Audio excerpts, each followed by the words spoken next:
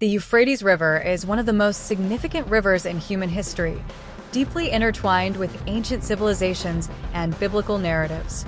It stretches approximately 1,700 miles, making it the longest river in the Middle East. The Euphrates originates in eastern Turkey, flows through Syria and Iraq, and eventually merges with the Tigris River before emptying into the Persian Gulf. Historical importance. The Euphrates played a crucial role in the development of ancient Mesopotamian civilizations like Sumer, Babylon, and Assyria. It provided water for irrigation, enabling agriculture and settlement in the region. Biblical significance. In the Bible, the Euphrates is mentioned several times, often symbolizing boundaries or prophetic events. For example, it is cited in Genesis as one of the rivers flowing from the Garden of Eden, Genesis 2 verse 14. In Revelation, the drying up of the Euphrates is part of endtimes prophecy, Revelation 16 verse 12. Modern context. Today, the Euphrates remains vital for agriculture and water supply in the countries it flows through. However, the river faces challenges like water scarcity, pollution, and geopolitical disputes over its usage.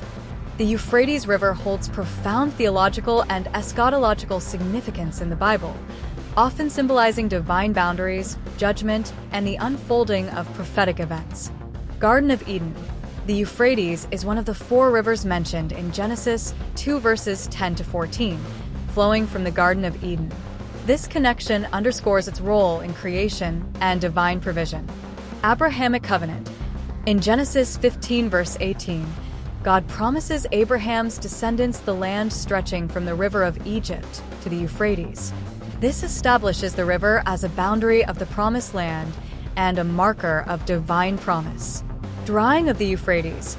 Revelation 16 verse 12 describes the drying up of the Euphrates River to prepare the way for the kings from the east.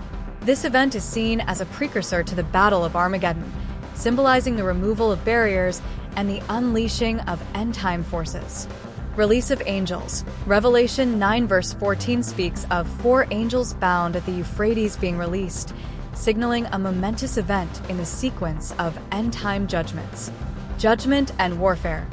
The Euphrates is often associated with divine judgment and the rise and fall of empires. For example, Jeremiah 46 verse 10 refers to a day of vengeance by the Euphrates, highlighting its role as a stage for historical and prophetic events. Kings of the East.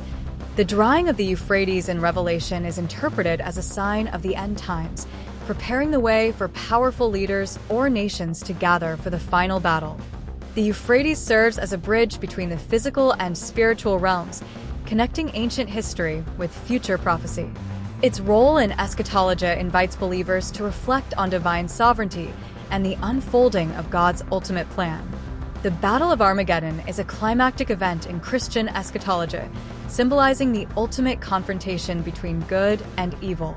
It is primarily referenced in the book of Revelation, particularly in Revelation 16 verse 16, where the term Armageddon is derived from the Hebrew Har-Megiddo, meaning Mount Megiddo. Here's a deeper dive into its theological and prophetic significance. Mount Megiddo. While the exact location is debated, Megiddo is an ancient site in northern Israel that has witnessed numerous historical battles. Its mention in Revelation is often interpreted symbolically, representing a gathering place for the forces of evil. Spiritual battlefield. Armageddon is not just a physical location, but a spiritual battleground where the forces of Christ confront the forces of the Antichrist, the beast, and the false prophet. Sixth bowl of wrath. Revelation 16 verses 12 to 16 describes the drying up of the Euphrates River, preparing the way for the kings of the east to gather at Armageddon.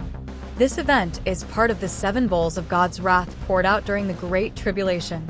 Final confrontation. Revelation 19 verses 11 to 21 portrays Jesus Christ, the rider on a white horse, leading the armies of heaven against the beast and his followers. This battle results in the defeat of the Antichrist and the false prophet, who are cast into the lake of fire. Divine sovereignty. The Battle of Armageddon underscores God's ultimate control over history and his power to bring about justice and redemption. Judgment and victory. It marks the end of human rebellion against God and the establishment of Christ's millennial reign, as described in Revelation 20. Gathering of nations. The battle involves the mobilization of nations under the influence of demonic spirits, Revelation 16 verse 14, highlighting the global scale of this end-time conflict. Hope for believers. While the imagery of Armageddon is intense, it ultimately points to the triumph of good over evil and the fulfillment of God's promises. The Battle of Armageddon serves as a powerful reminder of the spiritual realities behind earthly events and the hope of Christ's return.